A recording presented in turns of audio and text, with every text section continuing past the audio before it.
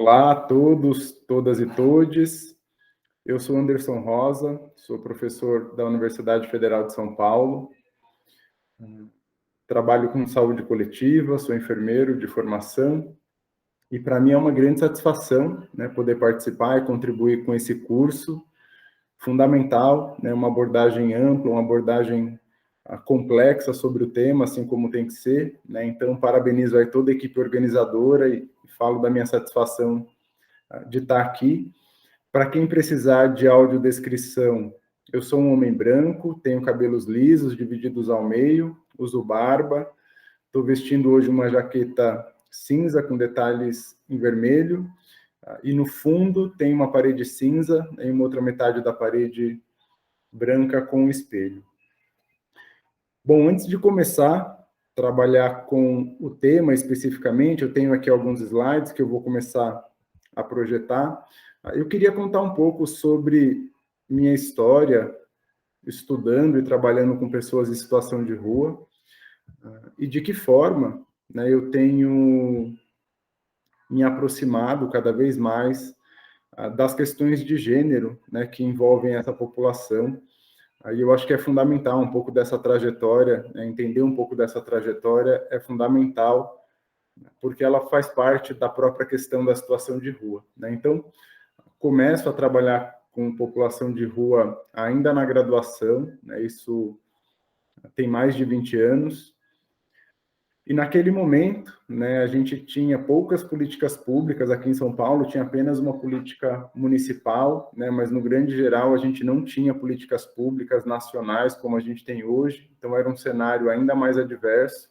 Grande parte do cuidado à população de rua vinha do assistencialismo de entidades religiosas ou de organizações não governamentais, e de lá para cá as coisas mudaram, né? Então a gente tem hoje um conjunto de políticas públicas, obviamente não inteiramente implantadas, há muito o que se fazer, mas é um cenário já mais favorável do que aquele de quando eu comecei a trabalhar com essa população. Mas a gente sempre soube, né, que a população em situação de rua era majoritariamente masculina, né? Então até antecipo um dado aqui, em torno de 85% masculina e 15% feminina, e isso faz com que as mulheres sejam muitas vezes esquecidas, né, quando se organiza uma política pública ou quando se organiza as estratégias de acolhimento, os serviços de acolhimento para essa população.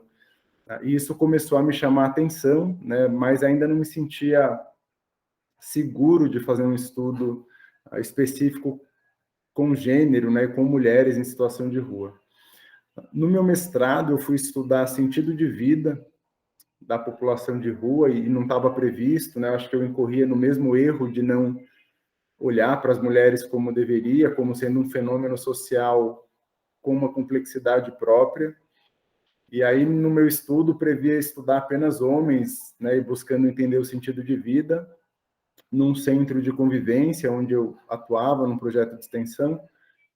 E uma das mulheres fez questão, né, que eu a entrevistasse, né? Eu lembro que ela argumentou que a gente mesmo da universidade tinha ensinado, né, que cidadania é a gente reivindicar quando sente que um direito não está sendo garantido, e ela reivindicava o direito dela de participar da pesquisa, né, como mulher em situação de rua. Obviamente eu fiquei contrariado e surpreso, mas eu a entrevistei, e desde então isso mudou completamente, né, a forma como eu entendo a situação de rua. No meu mestrado, isso acabou virando uma questão problemática para o método e para o fechamento da dissertação, porque ela trouxe tantas questões novas e uma forma tão diferente de enxergar a situação de rua, a forma como ela narrava a sua própria vida, era um estudo qualitativo de história oral, que era quase impossível, né, eu fazer uma análise ali comparativa com relação às questões de gênero, precisava mesmo de um aprofundamento sobre esse tema. Então, na minha dissertação, né, tem um capítulo que é Uma Mulher na Rua, Quantas Novas Questões. E aí, logo na banca, na defesa, eu fui provocado que eu deveria aprofundar o estudo de gênero e com mulheres em situação de rua. Naquela época, não tinha praticamente nada produzido a esse respeito. E eu fui provocado, então, a fazer, né, meu doutorado e aceitei o desafio. Fui estudar no doutorado trajetórias de vida de mulheres em situação de rua. Mas até que eu aceitasse, né, o desafio, foi um processo penoso para mim, porque eu não me sentia preparado, enquanto homem, né, de adentrar nesse universo feminino, não me sentia capaz de descrever ou mesmo de interpretar aquilo que me chegaria enquanto experiência, enquanto vivência. Isso me gerou, né, um receio, um medo que foi benéfico, né, porque eu acho que eu fui tateando, eu fui com cuidado, me aproximando cada vez mais da situação de rua, de mulheres. Isso influenciou a minha escolha de método, o tempo que eu passei convivendo com as mulheres em situação de rua, e também me fez, né, entender que na pesquisa, dependendo do método que a gente usa, a gente pode dar espaço, né, para que as próprias pessoas falem por si, né? A gente não precisa estar na condição de pesquisador que filtra e interpreta aquilo que foi dito, né? Mas a gente pode ter uma pesquisa mais participativa, no qual as mulheres puderam falar por si só, né? Então, isso me tranquilizou, porque eu sentia um grande risco, né, de que eu, sendo homem, traísse aquilo que me foi confiado durante o período de coleta de dados da pesquisa. Essa pesquisa foi um estudo cartográfico, né? Então esse método permite essa flexibilidade, né? E eu optei por fazer um estudo de imersão, né? Então, durante mais de um ano, eu convivi com mulheres em situação de rua aqui na cidade de São Paulo, em diferentes pontos da cidade. Isso foi fundamental, porque eu fui entendendo que não adianta estudar a questão do gênero isoladamente, né? E aí eu fico muito feliz de estar no módulo desse curso que fala de interseccionalidade, né? A gente tem que trabalhar com outros marcadores sociais e como eles se relacionam. Então, não é só a questão de ser mulher, mas as questões de etnia e de raça, de geração, de classe social, elas se interseccionam, obviamente, e elas também se relacionam com o espaço urbano, né, com as disputas de poder, com aquela organização local, e que essa organização ela é variável a depender de onde da cidade você estuda. Então, foi um método que me fez fazer essa imersão, né, durante um longo período, e aí eu fui entendendo, né, e é um pouco dessa experiência do doutorado e de outros acúmulos que eu fui tendo ao longo do tempo, que eu quero compartilhar com vocês na aula de hoje. Depois desse momento de imersão de mais de um ano convivendo com as mulheres, eu ainda optei por fazer entrevistas, né, em profundidade com 22 mulheres, né, para tentar sistematizar um pouco mais o material da pesquisa. Eu trago até um pouco dos recortes dessa pesquisa aqui para ilustrar algumas questões, né, que eu vou abordar ao longo dessa aula. Bom, e essa é a minha experiência, né? Então foi por aí que eu me aproximei, sempre com muito respeito, né? Nunca querendo ser um porta-voz das mulheres, porque seria incapaz de fazer isso, né? Mas querendo talvez colocar um pouco de luz às questões de gênero na rua. A gente tem uma tendência, toda vez que trabalha com uma dita minoria, né, com grupos vulneráveis, de homogeneizar, né? Então a gente tem uma tendência a tratar refugiado como uma coisa só, pessoas em situação de rua como uma coisa só. E quando a gente trabalha, a gente sabe que dentro dessa população vulnerável, a gente tem ali uma complexidade muito grande, né? Muito difícil homogeneizar. Temos pessoas com diferentes histórias, e isso também cria uma complexidade para as ações, né? Achar que uma única ação ela vai servir para todo mundo, talvez seja, né, a razão da gente não conseguir ter muito sucesso de reverter alguns desses fenômenos sociais, né? Então, entender a complexidade, eu acho que é fundamental, e é um pouco do que eu vou compartilhar aqui com vocês ao longo dessa apresentação. Alguns conceitos, né, que eu quero trazer, eu sei que isso foi abordado ao longo do curso, né, mas apenas para que vocês entendam a minha perspectiva, que vai estar presente aqui durante a aula, né? Então, há uma associação direta, e é correta, né, uma associação entre pobreza e situação de rua, e a gente tem aí dados, né, que que dividem a pobreza entre relativa e absoluta, ou a pobreza extrema, miséria, tem algumas nomenclaturas para isso. Mas a minha experiência trabalhando com rua diz que a pobreza avaliada a partir do critério de renda, ela é insuficiente para a gente entender o fenômeno situação de rua, né? E aí eu buscando autores e possibilidades para trabalhar com a questão da pobreza, eu identifiquei o Amartya Sen. Ele é um indiano economista, já foi Nobel de Economia, e ele trabalha com conceito de capacidade de renda. E aí a gente avalia a renda não mais pelo sentido monetário da renda, né, mas o quanto aquela renda ela é suficiente ou não para garantir que as necessidades de uma determinada pessoa seja atendida, né? E aí isso muda completamente a forma como a gente avalia a pobreza, né? Então, muitas pessoas ficam na dúvida sobre qual que é a renda de uma pessoa em situação de rua e às vezes até se assustam ao saber que tem pessoas na rua com uma renda que é maior do que outras tantas pessoas que não estão em situação de rua. Mas aí quando você vai entender a necessidade de renda daquela pessoa, né, você consegue entender que seria inviável para ela, né, manter uma condição habitacional, seja alugado ou própria, garantir o seu sustento. Então a gente tem que entender, né, qual que é a necessidade que aquela renda precisa prover, e aí a gente tem uma noção diferente sobre pobreza, né? E aqui eu não estou querendo dizer que pessoas em situação de rua não são pobres, né? Obviamente são, mas eu acho só que a questão monetária ela precisa ser complementada com outros conceitos, né? Para que a gente possa pensar depois em políticas intersetoriais que não seja só a transferência de renda, né? Isso tem um papel importante, mas é insuficiente. Eu preciso entender, né, como que essa renda é usada, e aí entra inclusive a questão da dependência de drogas, que pode comprometer grande parte da renda das pessoas, né? A gente precisa olhar para isso com cuidado. E aí tem um outro conceito, né, que é um conceito muito trabalhado na rua, que é a questão temporal, né, que tem aí a divisão entre ficar na rua, que é aquela pessoa que está na rua agudamente, né? Ela está há pouco tempo na rua, ela ainda mantém referências fortes com uma vida que era anterior à situação de rua. O estar na rua, né, é quando vai se criando uma familiaridade com a própria vida, começa a se criar estratégias de sobrevivência, e o ser da rua é quando há uma identidade forte com a vida na rua e tudo aquilo que cerca a vida na rua, os equipamentos sociais, as formas de vida.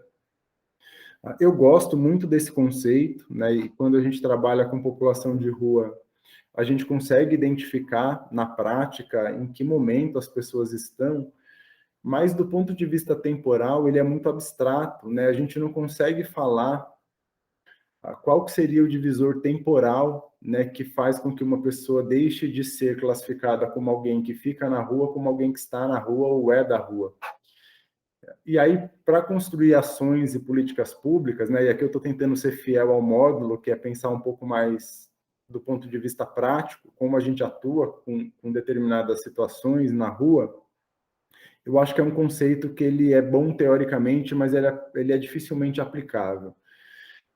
E aí eu tenho trabalhado, né, quando discuto políticas públicas e ações, um conceito que eu acho que ele é menos, talvez menos rico, mas ele é mais facilmente aplicável, que é muito usado em outros países, no Canadá, nos Estados Unidos, né, o conceito de transitoriamente na rua. Então é aquela pessoa que está há menos de um ano em situação de rua, e esse menos de um ano, né, pode acontecer da pessoa estar em diferentes momentos, né, ela tem uma certa recorrência entre estar na rua e fora da rua, mas é alguém que apresenta essa transitoriedade, né, mas enquanto ela não atingir um ano em situação de rua, ela não passa, né, para o próximo nível aí desse conceito, que é o cronicamente na rua.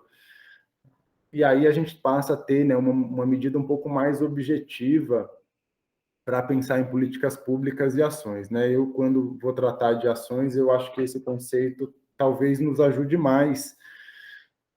E é importante a gente lembrar dessa questão do tempo na rua, porque quanto menor o tempo que uma pessoa tiver em situação de rua, mais fortes serão as referências dessa pessoa de uma vida pregressa à rua, mais fácil vai ser a gente encontrar caminhos para ajudar essa pessoa a sair da rua.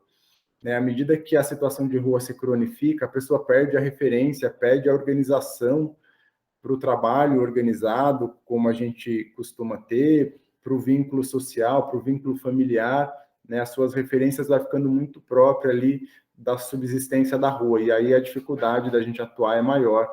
Então, o ideal seria que a gente tivesse aí um grande conjunto de ações que identificasse as pessoas recém-chegadas em situação de rua, e atuassem para que elas pudessem sair da rua o quanto antes. Né? A gente tem uma política que ela é direcionada exatamente da maneira inversa. Né? A gente faz com que a pessoa ela fique muito tempo na rua, que ela degrade demais a sua condição social, a autoestima, o autocuidado, e aí a gente quer fazer o caminho inverso. Né? Então a gente espera a pessoa descer ali no mais baixo nível da precariedade social, para que aí sim a gente comece um processo de retorno, né? Quando seria muito mais fácil e inteligente, né, a gente atuar rapidamente para uma pessoa recém-chegada na rua, evitar que ela se cronifique. Né? Então essa é talvez a estratégia que falte para que a gente observe um decréscimo do número de pessoas em situação de rua,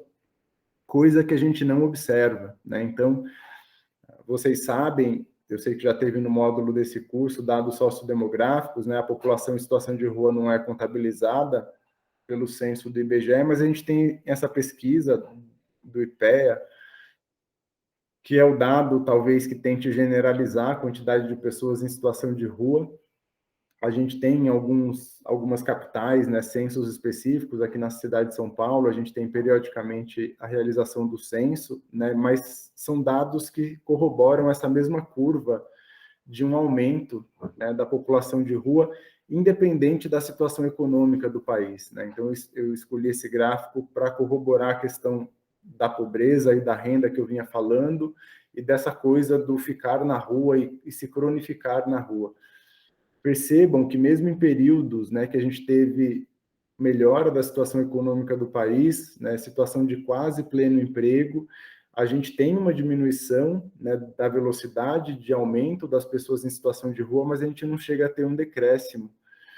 Então a curva é quase sempre para cima, e aí, obviamente, né, quando a situação econômica piora, e inclusive agora com a pandemia, estima-se que o número de pessoas em situação de rua tem aumentado. E aí minha visão, né, que a questão só do desemprego e da renda, ela não é suficiente para explicar o fenômeno de situação de rua. Né? A gente tem que olhar muito para as questões sociais, especificamente para a fragilidade desses vínculos sociais. Né? Eu sempre gosto de dar de exemplo que certamente a gente tem exemplos de pessoas da nossa família que passaram por dificuldades, que ficaram desempregadas, sem renda por um período, mas que tinham um suporte social, seja familiar, religioso, de algum centro comunitário, enfim, tinham pessoas ao redor que puderam ali dar algum suporte, e essa pessoa não foi para a situação de rua, né? Enquanto outras pessoas que tiverem uma fragilidade desses vínculos sociais estarão muito mais expostas e com risco maior de irem para a situação de rua. Né? Então, é um dado só para a gente pensar um pouco, né, sobre o quão complexo é atuar sobre a questão da situação de rua, antes mesmo aqui de entrar na questão de gênero e das mulheres especificamente. Agora sim, né, a gente, quando vai falar de mulher em situação de rua, eu já antecipei um dado, né, que elas estão em menor número, a depender da pesquisa, a gente tem um percentual que varia, mas não varia muito, entre 13%, 15%, até no máximo 20%, né, o que se estima de mulheres em situação de rua. E aqui já é um dado, né, a gente tem pouca informação sociodemográfica das mulheres para entender as razões que levaram elas à situação de rua, mas eu trago um pouco do resultado da minha pesquisa.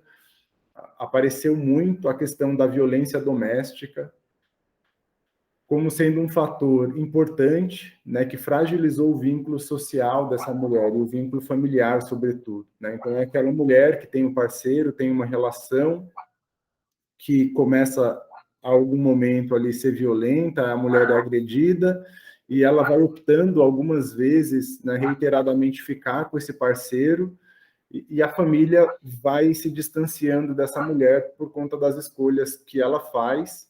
E aqui não tem nenhum preconceito, nenhum juízo de valor, né? A gente sabe que a violência doméstica, ela coloca a mulher, às vezes, numa situação de barganha psicológica, né? Tem uma relação de afeto, um desejo de fazer com que a relação melhore, e isso vai fazendo com que a violência, né, ela seja perdoada, tolerada, a esperança de que aquilo não volte a acontecer, vai aprisionando as mulheres, às vezes por um período muito longo, né, nessa situação de violência.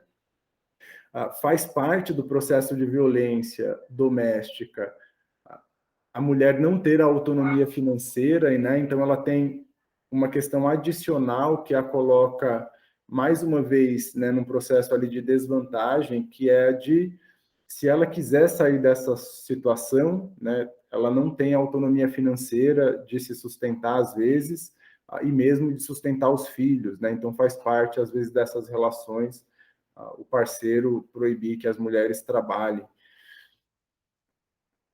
Então, esse é um fenômeno, tá? Eu estou aqui, obviamente, eu não estou querendo criar um perfil estereotipado das histórias que eu ouvi, mas eu estou tentando aqui resumir, né, os elementos que apareceram nessa vida pregressa à situação de rua. A violência é sempre muito presente, né? Lembrar que essa violência, muitas vezes, ela pode estar associada ao uso de drogas, não da mulher, mas às vezes o uso de drogas pelo parceiro, né, que exacerba as questões de violência, que coloca essa mulher em risco também, né, pelas questões do uso de drogas ilícitas ou de servir até como bode expiatório, né? Então, quando a gente vai estudar a população feminina carcerária, a gente percebe, né, o quanto dessas mulheres foram presas por associação com tráfico, mas que muito desse tráfico era a atividade do parceiro e não necessariamente dessa mulher, né? Então, esse é o fenômeno social muito complexo que aparece na vida dessas mulheres.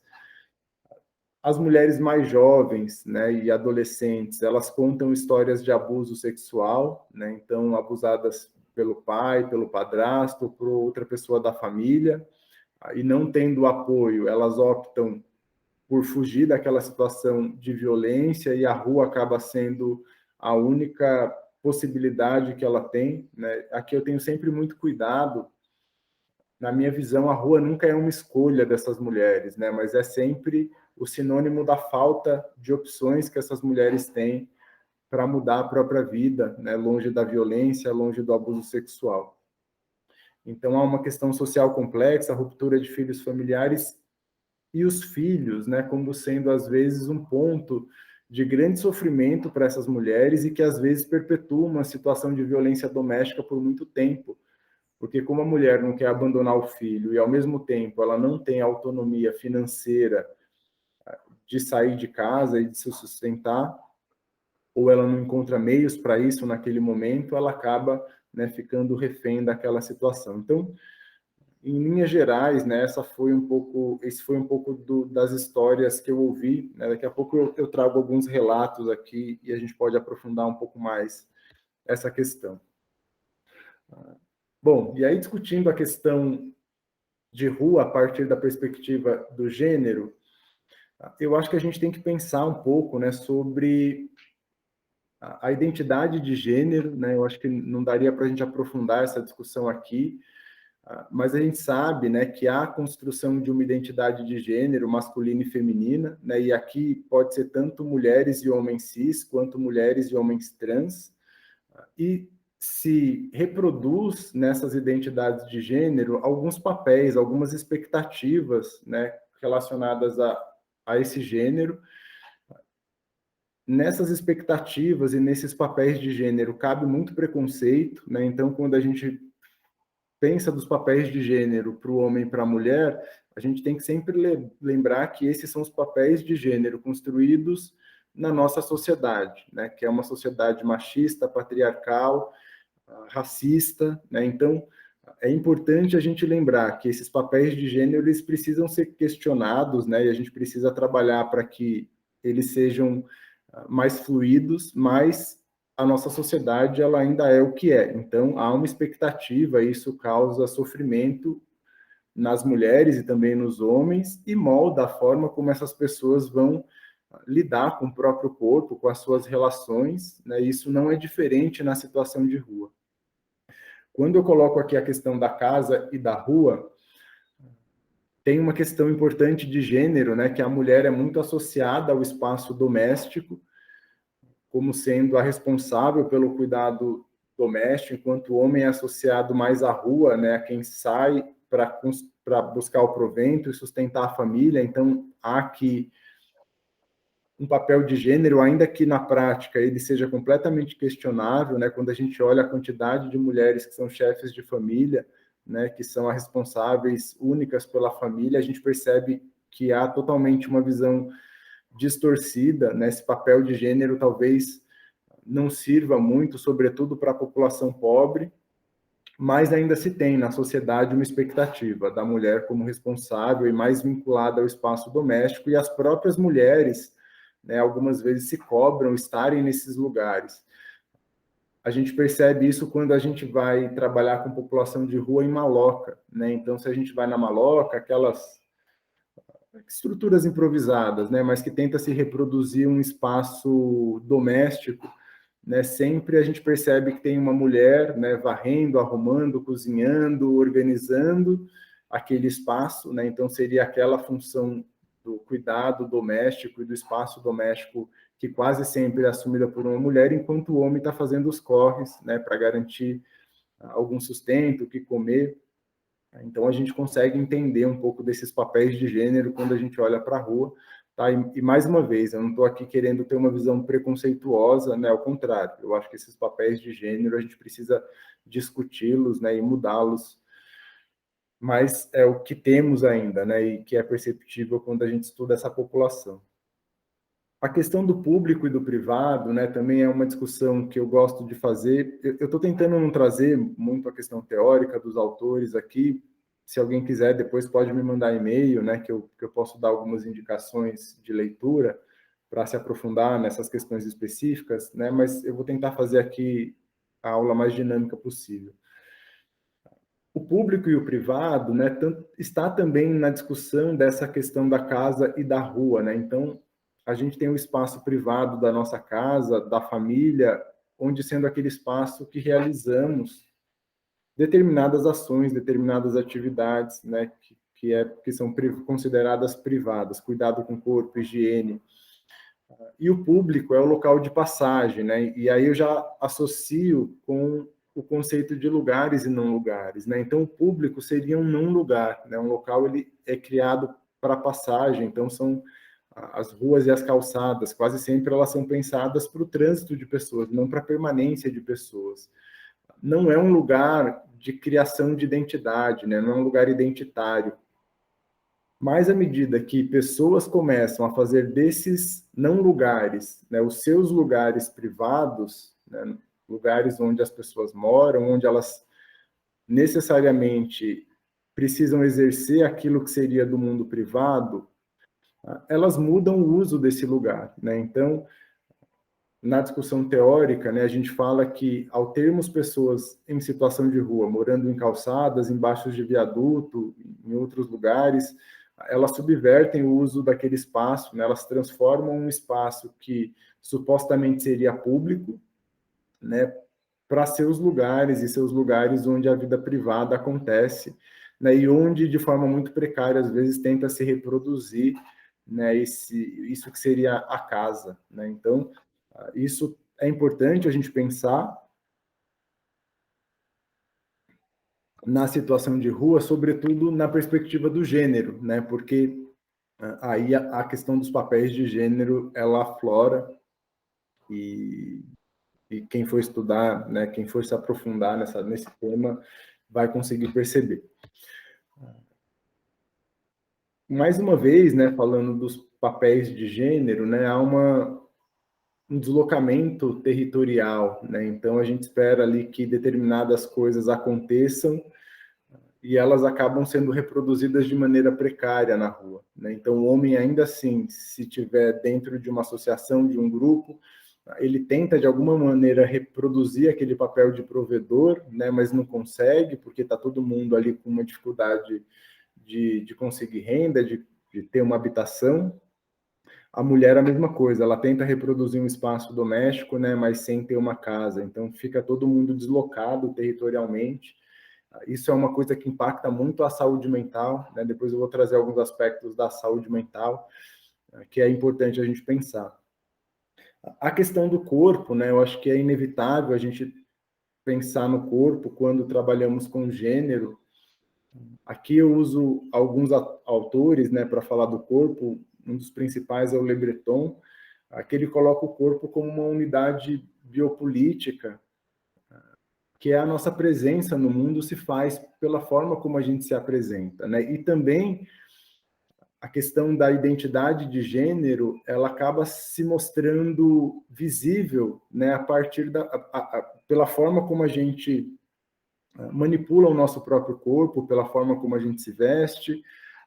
Até por isso é tão importante, né, quando a gente trabalha com pessoas trans, entender que o processo de afirmação de gênero é a própria construção da identidade para algumas pessoas, né? Então elas vão se entendendo numa identidade masculina ou feminina a partir do momento que elas conseguem também ter acesso às medidas de afirmação de gênero, mudança de corpo, uso de hormônio, mudança do corte de cabelo, uso de maquiagem, roupa. Então, cada elemento novo, né, que é colocado nesse processo de afirmação de gênero fortalece, né, aquela identidade de gênero que está sendo construída. Então, eu acho que há uma relação muito forte entre gênero e corpo, né, e isso, obviamente, se manifesta, né, nas relações de gênero da população de rua também, ainda que com toda a precariedade, né? Então, tem uma questão aqui que é própria da forma como as mulheres cuidam do corpo, da autoimagem, a questão da vaidade, né? Então é perceptível quando a gente está convivendo ali com homens e mulheres em situação de rua, que as mulheres elas têm um cuidado, ali tem uma vaidade, ainda que seja em situação de total precariedade, né? Sem conseguir ter acesso ao banheiro público, cuidar da própria higiene, mas tem uma preocupação de ter algum adereço, tem uma preocupação com as roupas que estão usando, coisa que às vezes não é preocupação quando a gente trabalha com homens, tá? Não quero generalizar, obviamente há homens também que têm essa dimensão da vaidade aflorada, mas quando a gente compara em linhas gerais, a gente consegue fazer essa distinção.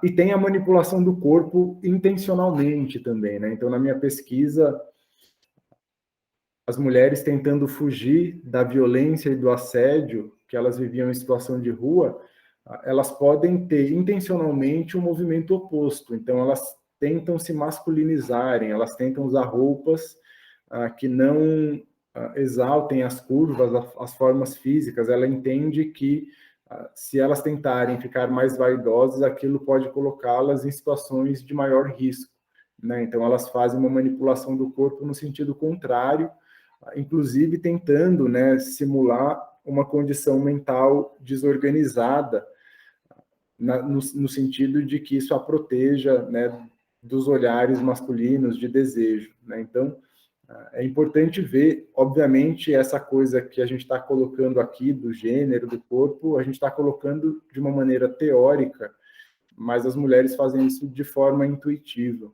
né? Então, é importante a gente conseguir identificar, mas, né, tem aqui uma expertise, tem aqui uma estratégia de sobrevivência que precisa ser considerada.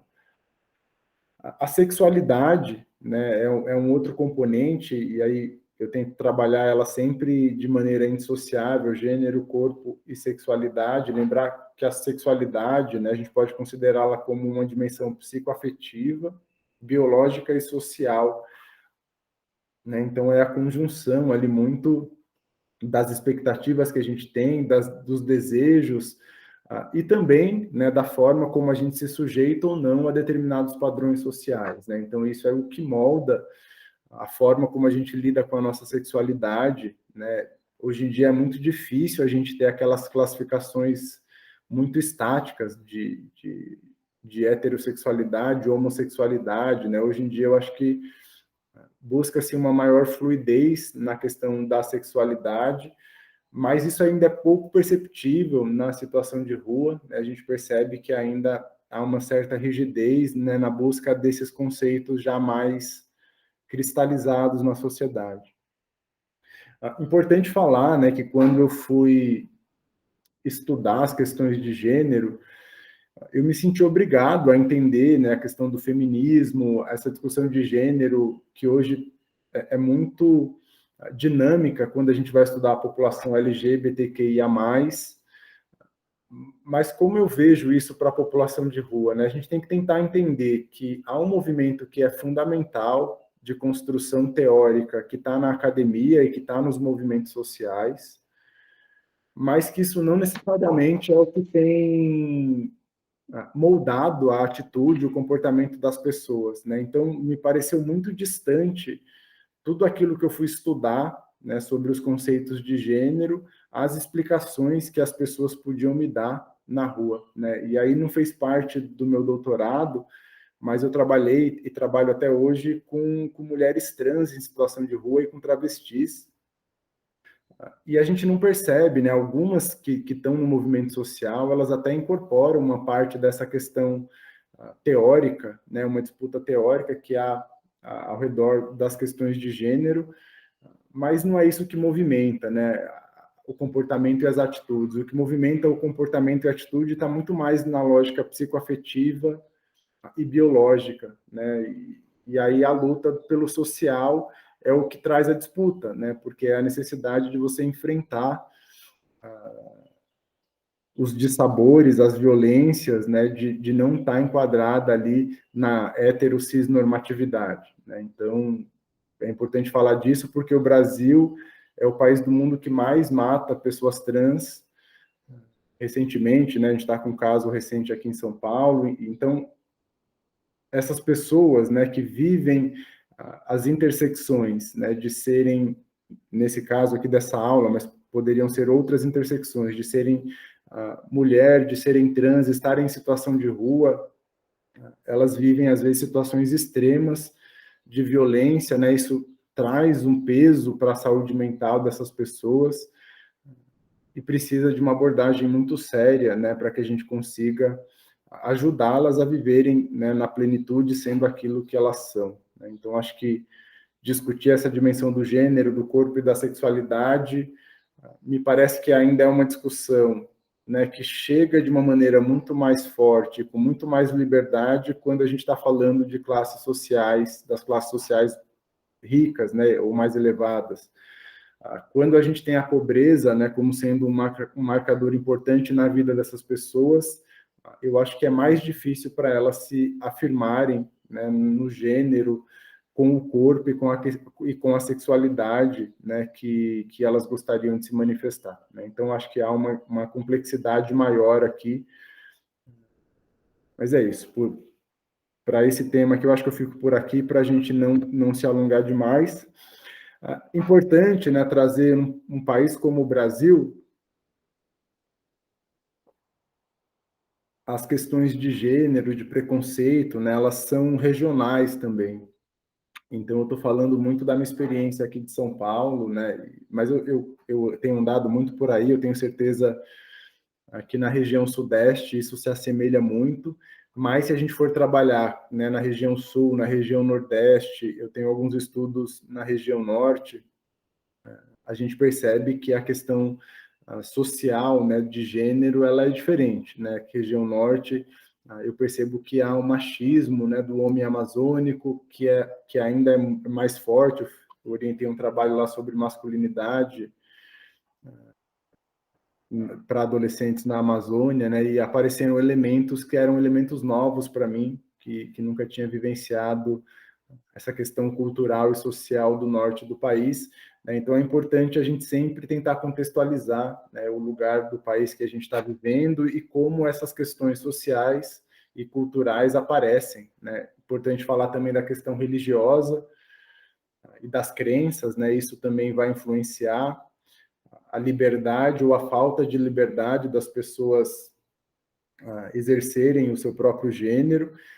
E mais grave do que isso, talvez seja o momento político que o país vive, né, no qual a questão de gênero acabou sendo apropriada por um discurso e uma disputa política de uma maneira muito equivocada, né? Cria-se um conceito que nem existe de ideologia de gênero, e a partir desse conceito inexistente fica se fazendo uma disputa sobre doutrinação de gênero como se isso existisse, né? Como se alguém fosse ser de um gênero ou de outro porque foi doutrinada, né? Isso é total desconhecimento de causa, né? Uma pessoa dessa certamente nunca conviveu com uma pessoa trans, né? Porque quando você convive com uma pessoa trans, você vai entender que a pessoa é o que ela é, né? Ela não teria como ser outra coisa, e se ela fosse, seria um processo muito perverso de autoanulação, né? Então, o Brasil está num momento complexo, né, para a gente fazer essa discussão sobre gênero, mas é importante que a gente considere isso, né? Então, a gente está falando aqui de mulheres, em sua maioria mulheres cis, mas entender que as mulheres trans elas estão ainda mais numa situação, né, numa condição de maior vulnerabilidade do que as mulheres cis, né? E aí tem questões, obviamente, regionais que precisam ser levadas em consideração. Trazendo, né, um pouco mais de elementos da minha pesquisa, um dos capítulos eu chamei de fatos em um caleidoscópio, né? E aqui eu vou aprofundar um pouco mais aquilo que eu já disse na introdução aqui da aula, né? A violência como sendo um elemento transversal na vida dessas mulheres. Então, se você for conversar para entender a trajetória de vida dessa mulher, tanto antes da situação de rua quanto durante a situação de rua, né, você vai perceber que é uma mulher que durante toda a vida, né, sofreu violência. Quando eu discuto violência, eu gosto sempre de frisar que há uma certa naturalização das formas de violência que não são físicas e sexuais, né? Então, a mulher, às vezes, ela nem considera como violência a coação, a violência psicológica, quase que uma situação de cárcere privado, né? Isso parece que é tolerável, e a violência ela só se manifesta quando há, de fato, a agressão física com risco de morte ou a violência sexual. E a violência sexual ainda demora para a mulher entender como violência, né? Porque durante muito tempo ela se coloca como obrigada a aceitar o sexo porque aquilo faz parte do seu papel de gênero, né? Então a gente volta a trabalhar a questão do papel de gênero. Quando a gente sabe que não, né? Que há sim abuso sexual, há estupro dentro de uma relação, né? Desde que aquela reação não seja consensual. Então, trabalhar a violência, né? Ela é muito complexa, e a gente precisa olhar para as várias dimensões dessa violência pregressa à vida na rua, né? Uma vez que essa mulher está em situação de rua, né, continua tendo ali a violência presente, né? Então, o sexo sendo cobrado como moeda de troca quando essa mulher precisa de ajuda, e esse sexo cobrado tanto por homens em situação de rua como por homens que não estão em situação de rua. Aí tem a violência do próprio Estado, o RAPA, né? RAPA é a forma como a gente chama aqui em São Paulo, a ação da segurança pública, que joga os pertences dessas pessoas no lixo, né? Que impede que elas fiquem em alguns lugares. Tem essa violência de cunho higienista, que é a própria questão, é a própria tentativa de anular, né? De impedir que essas pessoas vivam, né? Assassinatos sem qualquer motivo, né? A gente não consegue nem entender, simplesmente crimes de ódio. Então, as mulheres estão sujeitas aí a esses muitos ciclos de violência, né? E aí a gente tem a questão da violência nos cenários de consumo de droga, né? Que aí já é uma violência também pautada pelo tráfico, pelas organizações criminosas, tem hierarquia, né? Então, a mulher ela vai ocupar algum espaço dentro dessa hierarquia do tráfico de drogas, né? Então ela pode inclusive ser uma mulher que violenta ao invés de ser violentada, né? E aqui é importante que a gente não caia na armadilha de achar que a mulher é sempre frágil, né? A mulher ela também está na disputa de poder, então ao mesmo tempo que ela é violentada, ela também produz violência, né? Seja com outras mulheres ou com outros homens na situação de rua, e o tráfico deixa isso muito explícito, porque a própria relação que as organizações criminosas criaram para organizar a questão do tráfico, coloca ali posições, né, de destaque. Então, uma mulher que é companheira do traficante, né, ela assume um status social, ela assume uma ascendência dentro daquela estrutura, né, e isso acontece também nas cenas de uso de drogas, e é uma situação muito complexa para a gente poder atuar, mas é importante, né, a gente olhar que a mulher, no contexto de violência, ela não é só a vítima, ela às vezes também está inserida num ciclo ali de produção de violência, de disputa por poder. Eu acho que essa é a maneira mais adequada, né, da gente poder pensar e entender essa situação. As relações familiares rompidas ou fragilizadas, né, já falei um pouco sobre isso, a questão das drogas eu também falei, transtornos mentais, né, essa é uma das minhas áreas de atuação.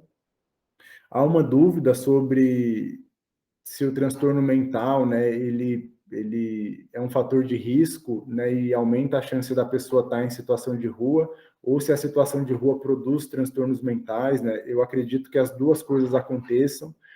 A vida na rua, né, ela é muito difícil, ela é muito dura e certamente ela vai trazer consequências para a saúde mental, né, assim como a gente sabe que tem transtornos mentais graves que a nossa rede de atenção psicossocial não dá conta integralmente, né? Tem um modelo de atenção muito baseado no cuidado familiar, e se a gente não tem essa estrutura familiar que supra esse cuidado, a pessoa ela fica muito vulnerável, né? E aí a gente tem pessoas com transtornos mentais graves na rua.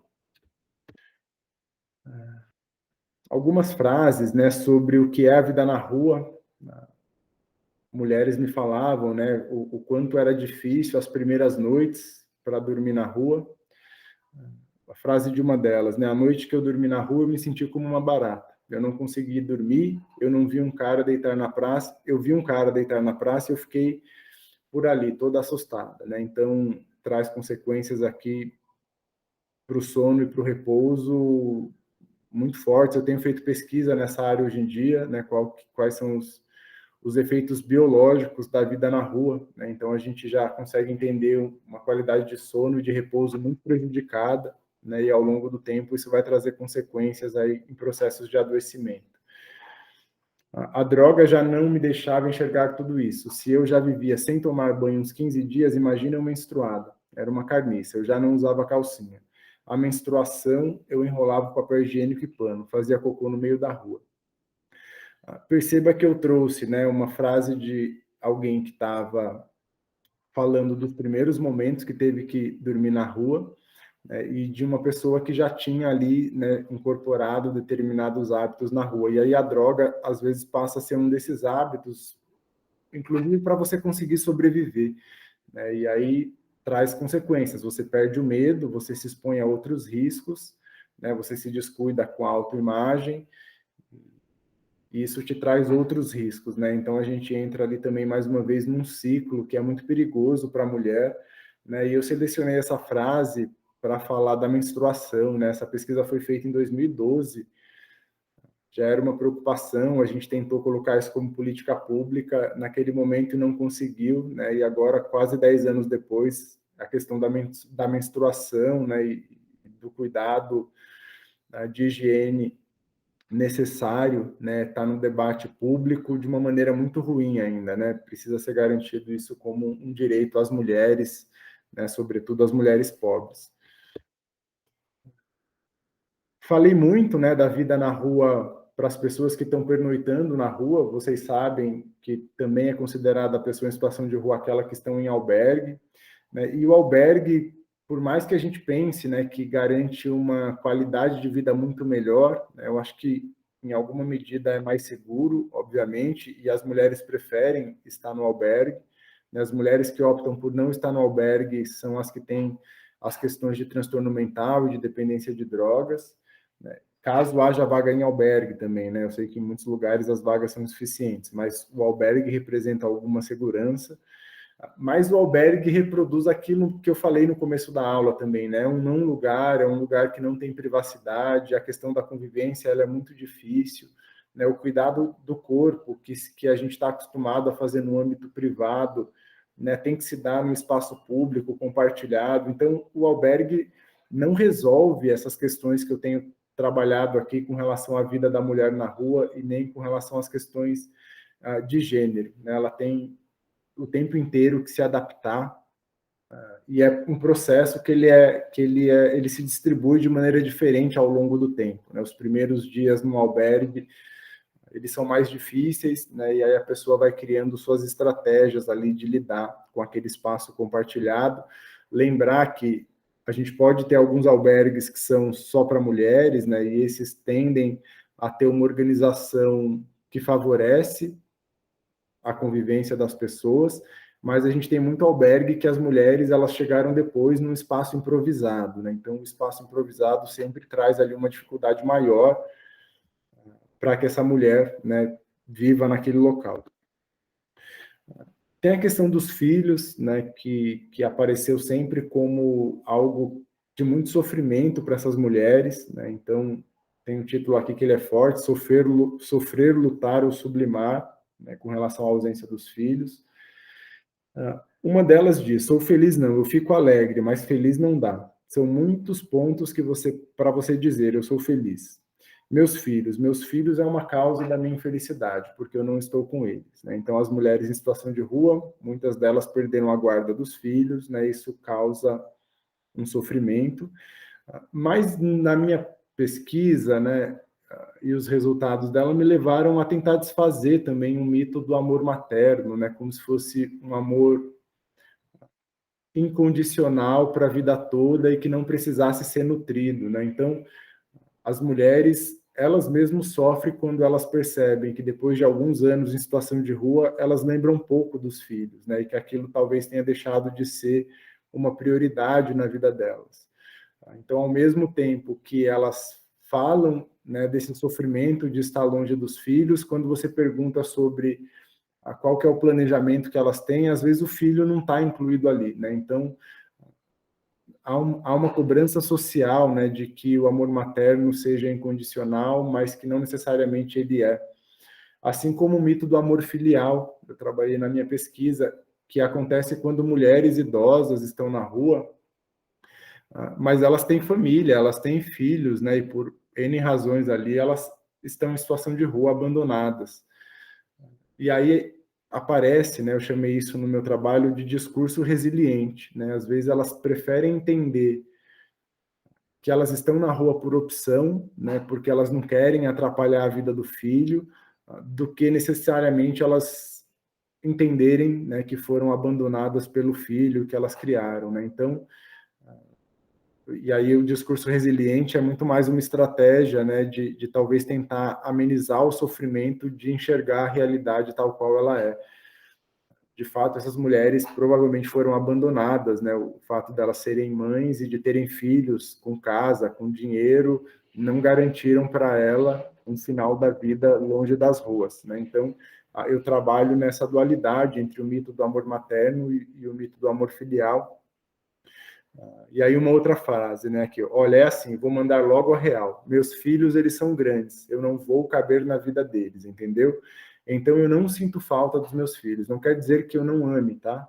Mas ele, meu companheiro, se faltar para mim, eu acho que eu morro, né? Então ela tem a coragem, né, de assumir que nesse momento, né, a companhia do seu companheiro é mais importante do que a companhia dos filhos, né? Mas ela precisa fazer quase que um desagravo, né? Não é que ela não ama, ela só abriu mão dos filhos, mas o amor está ali, né? Então, por mais que ela assuma, né, que esses filhos não cabem na vida dela nesse momento, né? Ela precisa falar para mim, né? E nesse momento ela falava talvez para ela mesma que ela amava os filhos. Questão da sexualidade, é importante, né, a gente talvez não ter preconceito e tentar entender que a sexualidade na rua ela continua presente, né? Então, para a gente que não vive em situação de rua, é muito difícil a gente pensar que há atração, que há desejo sexual e que as estratégias elas serão adaptadas com aquele modo de vida, né? Então, aquele não lugar que é o espaço público, ele passa a ser o lugar onde a relação sexual pode acontecer, né? Como eu disse, há a subversão do espaço, né, da relação entre público e privado. E aí muitas estratégias são criadas, né, para para que a sexualidade ela possa acontecer, a relação sexual em si. E também a gente não achar, né, que as relações elas acontecem sempre no contexto de violência, muito ao contrário, né? A maioria dessas mulheres, elas buscam um parceiro ou uma parceira, elas se apaixonam, elas querem exercer a sua própria sexualidade com autonomia, né? Lembrar que muitas mulheres tiveram uma história de violência doméstica e elas fugiram dessa situação, elas não querem reproduzir, elas querem construir uma vida nova, né, que passa por uma relação afetiva saudável, né? Nesse sentido a sexualidade está presente, né? E aqui um trecho, né? Ali na praça a gente ficava ali no banheiro, né? Então era improviso de um local para que pudesse ter os momentos ali de intimidade do casal. Não, ele não gostava de usar camisinha, não, ele não gosta. Não tinha medo de engravidar porque eu já tenho um filho. Se eu tivesse, era dele. Ele ia trabalhar e arrumar um lugar para cuidar de mim, dele e da criança, né? E aqui eu trago junto a questão da sexualidade, com essa que é uma violência de gênero, né? O homem se recusar a usar o preservativo, não preciso nem falar das questões de doença, mas como que nesse caso aqui a mulher se sujeita a esse risco. E aí percebam, né, como a gravidez ela é tida na rua de uma maneira muito diferente do que às vezes a gente imagina, né? Então a gente imagina que engravidar para essas mulheres seria algo totalmente evitável, quando de fato não é, né? Muitas das mulheres, elas buscam preencher aquele vazio dos filhos que estão distantes, né, com uma outra gestação, e aí sempre há um plano que não importa o quão factível ele é, né? Então, nesse caso aqui, a mulher está falando que se ela engravidar, o companheiro vai trabalhar e vai criar o filho, né? Se fosse tão simples assim, talvez eles não tivessem situação de rua, né? Então, é complicado lidar com essa questão da gestação na rua, é muito complexo, né? Então, quando a gente for trabalhar, né, com sexualidade, com essa questão dos planejamentos de gravidez, a gente tem que entender que a gravidez tem sim uma importância na vida dessa mulher. A própria questão da mendicância, né, a mulher ela consegue, quando está grávida, muito mais ajuda, a vida dela por alguns meses fica muito mais fácil na rua. E algumas que entendem isso, né, às vezes elas contam histórias de terem engravidado, tiveram 5, 6 gestações em situação de rua, né, ainda que elas tenham perdido a guarda de todos os filhos, o estar grávida na rua, né, tem também ali um ganho secundário. Pode parecer cruel pensar nisso, mas acontece. Bom, tem a questão dos hotéis, né? Quando ele recebe a aposentadoria e quando eu recebo meu benefício, a gente ajunta um dinheiro e vai ficar no hotel, né? Então, aqui fala muito dessa capacidade de renda, né? Então, a renda para quem está na rua também é destinada de alguma maneira para momentos de prazer. E aqui uma outra fala, né? Essa gravidez toda foi gerada no crack. Ela não foi gerada numa alimentação, ela não foi gerada no médico, não tive acompanhamento de nada, só tive acompanhamento da fome, do frio, da solidão, da tristeza, de tudo, né? Então, as mulheres usuárias de drogas, sobretudo o crack, né, estão expostas a situações mais complexas de violência, né, e de cuidado com o próprio corpo. É um desafio muito maior para a gente conseguir cuidar dessas mulheres. Me encaminhando aqui mais para o final, né, da nossa apresentação, né, a gente precisa falar de portas de saída, quais são as perspectivas que essas pessoas têm, né? Elas entendem que é muito difícil, né? Uma das perguntas que eu fiz, elas me responderam: perspectiva nenhuma, eu não saí daqui ainda, eu não tenho visão da porta para fora, eu sou uma albergada, uma moradora de rua, só isso. A energia de quem está em situação de rua, né, acaba sendo muito voltada à subsistência, né, a estratégia do dia para conseguir o alimento, para conseguir um lugar para dormir, e sobra muito pouco, né, para ela colocar energia em ações que pudessem tirar ela da situação de rua. E do outro lado, o Estado tem sido omisso nesse tipo de ação, né? Quase sempre a gente tem ali ações muito pontuais, uma estratégia de acolhimento, uma estratégia para alimentação, mas falta projetos, né, intersetoriais que garanta moradia, né, em primeiro lugar, que garanta trabalho, pensar que tem que ser um trabalho apoiado, né, não adianta achar que essas pessoas, depois de muito tempo na rua, conseguirão cumprir 8 horas de uma jornada, né, precisa fazer um processo gradual, pensar nas questões de saúde, na questão da dependência de drogas, né, então tem que ter uma ação coordenada para que a rua deixe de ser a única possibilidade para essas pessoas. Falei bastante já, né, sobre as questões de violência, as relações de poder, né, ora elas são explícitas, ora elas são veladas. Lembrar que as mulheres, né, elas protagonizam também essa disputa pelo poder, né, não estão na condição de frágeis exclusivamente, né, mas elas sim são vítimas em muitos momentos de violência, né, tanto a violência doméstica quanto a violência da própria rua.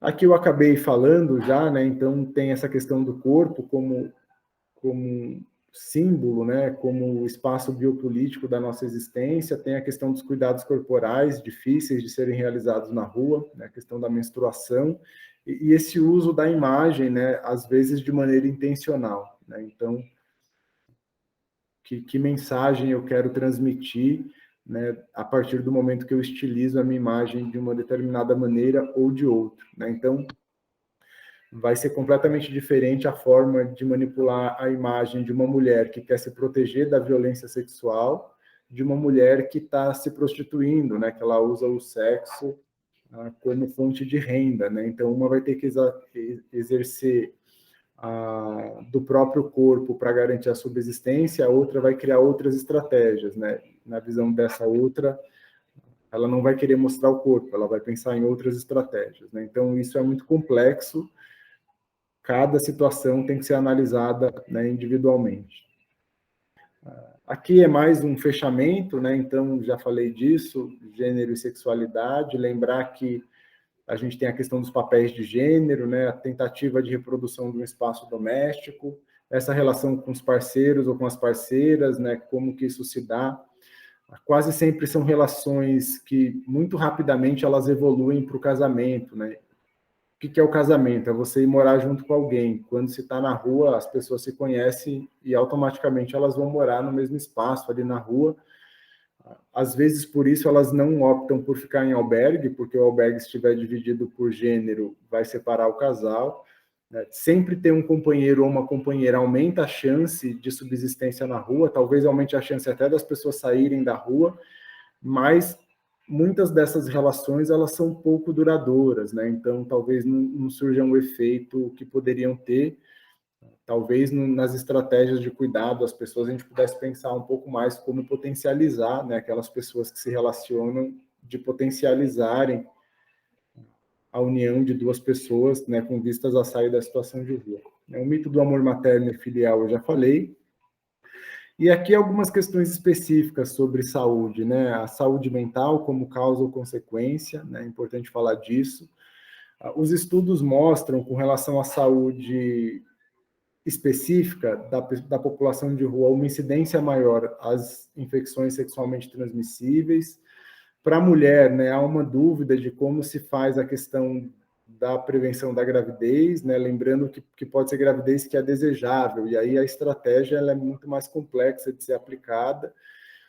Tem, né, aqui o risco, inclusive, do Estado querer esterilizar essas mulheres, que também seria a produção de uma violência, né? Então, como a gente acha um equilíbrio que passa por um processo educativo dessa mulher entender o papel da gestação, da responsabilidade de gerar uma criança que não vai ter condições ali de subsistência adequada, mas, ao mesmo tempo, garantindo a autonomia que essa mulher tem do próprio corpo, né? Então, eu acho que esse equilíbrio está longe da gente ser alcançado. Ora a gente pende muito para um lado, ora a gente pende muito para o outro. Para quem cuida, né, dos consultórios na rua, para quem cuida de mulheres gestantes, é um desafio gigantesco, né, o cuidado pré-natal. Há um medo dessas mulheres de perderem a guarda dos seus filhos, né, então elas, quando podem, fogem um pouco dessa relação com o poder público, com o Estado, e a gente, como profissional de saúde, acaba sendo uma ponta do Estado se relacionando com essa mulher. Então, é muito difícil aplicar todo o protocolo ali de cuidado pré-natal, a quantidade de consultas, a quantidade de exames que são necessárias, né? Então, as equipes de consultório na rua sempre penam para conseguir fazer esses cuidados. E aqui eu nem entrei em outras questões de saúde, né? Porque aí elas são da ordem mais geral, né? Então, as mulheres em situação de rua, elas também têm hipertensão arterial, elas também têm diabetes. tuberculose, né, uma doença com uma incidência altíssima na população de rua, né? Então, para tudo isso, há estratégias já pensadas e tentando ser desenvolvidas pelos consultórios na rua, né, nos municípios maiores. Municípios menores, né, têm que criar suas próprias estratégias. É importante falar que o consultório na rua, acho que ampliou o acesso, né, das pessoas aos serviços de saúde, tem desenvolvido um trabalho importantíssimo, mas a gente ainda está aprimorando, né? Então, quem trabalha no consultório na rua se vê, às vezes, na necessidade de, no dia a dia, criar estratégias que as diretrizes assistenciais ainda não prevêem, né? Então, eu trabalho com os meus alunos, com as minhas alunas, e também como profissional da saúde, a gente parece que aprende, né, algumas coisas na universidade, as diretrizes, aquilo que deveria ser feito a partir das evidências científicas, e aí quando você chega na rua, né, você não sabe por onde começar, né? Então a gente vai ter que encontrar ainda o equilíbrio para essa prestação de cuidado, obviamente, né, sem prestar um cuidado de baixa qualidade, porque são pessoas em situação de rua, mas também não pode ter preciosismo, né, de deixar de fazer determinadas ações porque a condição não é a condição ideal como a gente gostaria. A questão das drogas, né, eu coloco aqui como sendo algo que é transversal. A droga na rua, né, ela pode ser parte da causa da pessoa estar em situação de rua, ou ela pode ser a consequência da situação de rua, né? Às vezes as pessoas precisam de drogas como anestésico para lidar com aquela situação, mas uma vez dependentes, a gente precisa ter um cuidado especial para tratar essa dependência, né? E a gente, como profissional da saúde, já tem um lado estipulado, né? Que é a dependência enquanto um problema de saúde.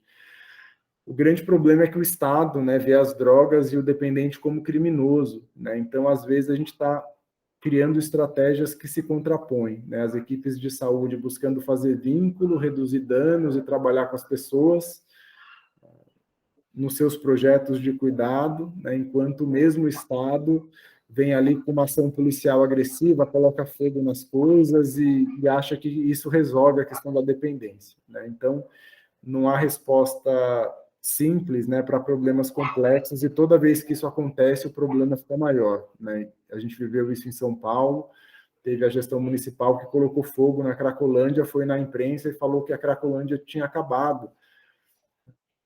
O que fez com essa ação foi espalhar, né, as pessoas em várias outras regiões da cidade. Então, a gente tinha ali uma concentração de pessoas que continua existindo, mas que agora também se espalhou em outras regiões da cidade, muito mais difícil de pensar em como cuidar da população.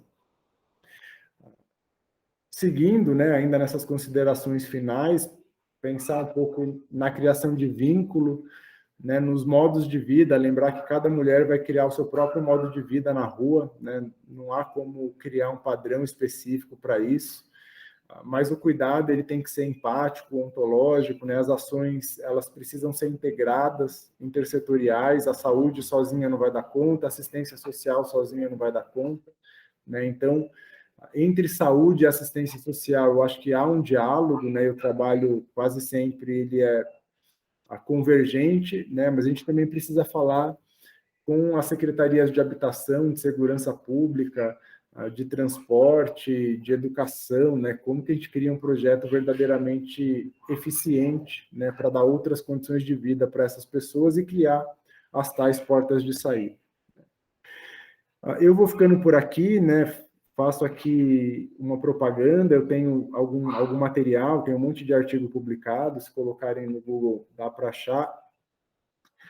Esse livro, Saúde Mental das Pessoas em Situação de Rua, né, fruto de um projeto que eu coordenei junto com a professora Carmen, e a gente trabalhou conceitos e práticas para profissionais da assistência social, né? Então, se vocês colocarem o título do livro, ele está disponível para baixar em PDF, né? Foi financiado pela prefeitura e pela Unesco. E tem esse outro livro, que é uma abordagem mais específica sobre a enfermagem e saúde, olharem sobre a situação de rua, né? A gente reuniu aqui vários temas que a gente discutia nos nossos projetos aqui na Unifesp. E aí, para finalizar, né, eu deixo essa mensagem aqui, a música Maria Maria, né, Milton Nascimento, Fernando Brano, vou me atrever a cantar aqui, mas tem a letra e peço que vocês escutem e pensem um pouco sobre tudo que a gente conversou aqui nessa aula de hoje. Tem o meu e-mail, né? Então quem quiser mandar mensagem, eu estou à disposição aqui, vou responder com muito prazer, né? Fico por aqui, agradeço, peço desculpa, eu acho que eu passei um pouco aqui do tempo que estava estipulado, né? Mas eu espero que tenha sido proveitoso. Um grande abraço e fiquem bem.